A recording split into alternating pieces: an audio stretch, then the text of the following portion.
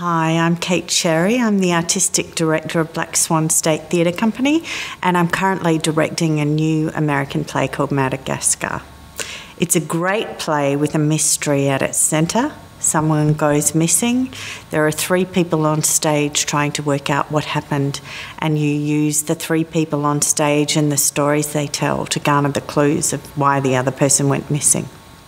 They pick up on each other's journeys, but they have to be on stage in different time periods. So you've got 3 people in the same hotel room, one 5 years ago, one 5 days ago, and one in the present. So they interact with each other at certain points in the story, but they don't impact on one another's stories. So it's really technically challenging for the actors and fun. And it's like putting together a jigsaw puzzle, watching the piece unfold. The strongest relationship imperative is between each character and the audience. They have a greater relationship with the audience than they do with one another. They only interact with each other in the past. And it makes the audience detectives. They're watching different versions of the truth and putting together what they do and don't believe. It's pretty exciting and fun, and it really engages you on a different level. But it's also heartbreaking in places and profound. I've got Amanda Muggleton and Beck Davis and Greg McNeil doing the show, and I'm afraid that I'm probably the naughtiest one. I like having a chat with them and a laugh, and usually the stage manager has to remind me to get on with working. But once we get going, we have a great time working hard on the piece together. They're all really dedicated professionals who've worked all over the country. I'm always interested in telling stories that engage directly with what the audience is going through at the time, finding stories that are meaningful to the audience. And I'm never just interested in an aesthetic. I'm always interested in what the story is about and how it's told, so the two engage me. But probably the thing that's most important to me is emotional truth. People who, when you're on stage, you believe every moment of what they're doing, regardless of whether they're playing extreme theatricality or, in this case, a kind of naturalism. I want you to be drawn in and to care about what happens to the characters. Success, I think, is when there's some kind of transformation and the audience either laughs or cries or is provoked, but goes through an experience that is profound for them, where they leave feeling united in some way. Even if afterwards it's a discussion where someone's saying, well, I thought the story was about this, and someone else is saying, I thought it was about something entirely different.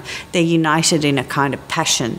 And ultimately, for me, I make theatre to encourage discussion and dialogue and to talk about the world we're in and how I see the world and how people respond to how I see it. I love being entertained, and I really enjoy entertaining others. I don't want people to come and just be entertained for the 2 hours or 2.5 or however long the show takes. I want them to laugh, enjoy themselves, maybe cry, and then to continue to think. And the greatest compliment I'm ever paid is when someone says to me, you know, I couldn't stop thinking about that show. I thought about it for days afterwards, or I kept on needing to talk about it. Then you feel your work has somehow gently seeped into someone's consciousness and it's provoked discussion and thought, and that's great. Ultimately, I think that theatre at its greatest is about the human voice making contact with someone's ear. You know, that when we hear, of course, there are so many brilliant technological advantages to working in theatre, or even the really modern theatre spaces we've got now. But with film, the technology is incredible. But with theatre, the ideal theatre spaces for me, you hear someone's natural voice, you see them cry, you're with them, you experience their emotions.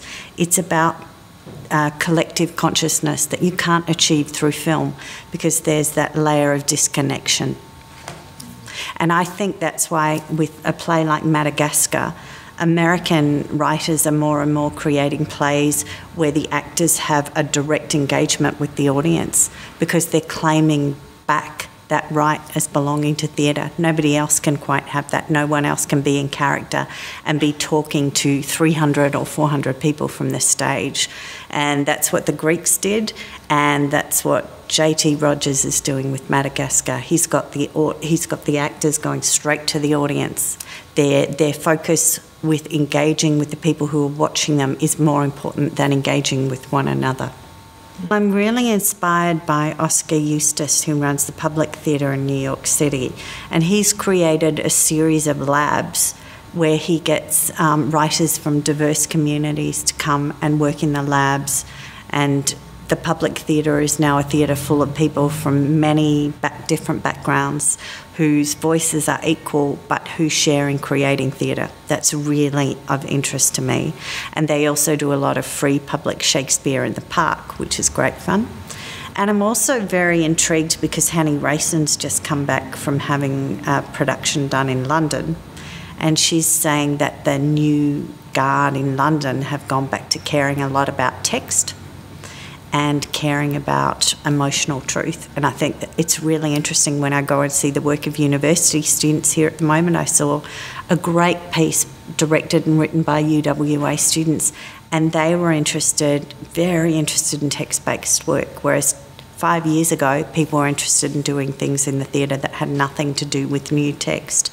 Suddenly, we've got this whole new crop across the world who are writing their own work again, very intellectual, very passionate, very driven about making theatre rather than films or television. It's really exciting. We've just done our launch for the next year, and we're thrilled because we're going into the new State Theatre Centre, so that's going to be incredible. We're going to work in the Heath Ledger Theatre and the Studio Underground, and we're starting with the Perth International Arts Festival. We're doing a piece about the black soldiers arriving in Brisbane during the Second World War and not being allowed to land. They were on a boat for 6 weeks, and we wouldn't let them land in Australia even though we were desperate for troops because they weren't white. Finally, we let them arrive, and they brought the best jazz clubs with them. And when they left, there were several divorces and several little black babies left behind in Brisbane. So we're doing a play about that club, and James Morrison has written the music. It's going to be fabulous fun. Then we're doing a production of Midsummer.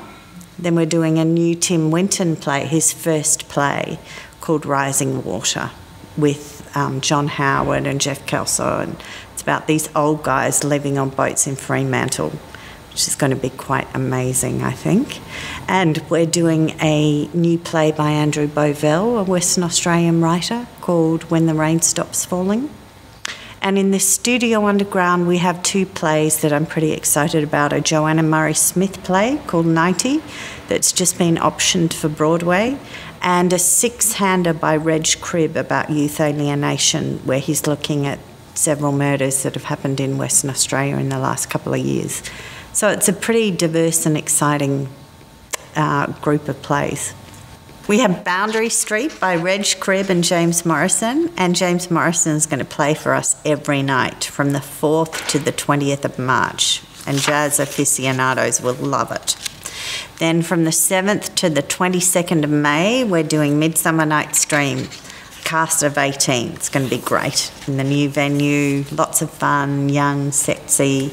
Then Rising Water by Tim Winton, which is a play set on 3 boats in Fremantle, and that lasts from the 25th of June to the 17th of July before it goes over to the Melbourne Theatre Company.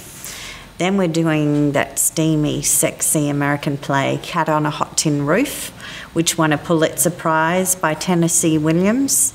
That's from the 10th to the 25th of September, and it's starring Cherie Cassidy from Underbelly, Tom O'Sullivan and John Stanton. And then we go on to When the Rain Stops Falling, which is the 29th of October to the 13th of November, starring Steve Turner. It's a beautiful ensemble production. Then Joanna Murray Smith's wonderful play 90, a 2-hander, which goes from the 1st of July to the 17th of July and is in our Studio Underground space. And finally, a new play by Reg Cribb, with director Andrew Lewis, and that happens from the 14th of October to the 30th of October, and I suspect that will be the most controversial of all of our plays. So if you're up for a bit of a chat after a show, that's the one to come and see. I hope that the audience leave talking about the nature of truth, and are there any connections, because it looks at classical Greece and it looks at modern life, and how there are certain things that are so hard to solve, and really discusses a postmodern idea of what it is to have a personality and a sense of truth. And I think it'd be great if the audience leaves discussing whether each generation has a different idea of what the truth is, or does it all come down to the same thing.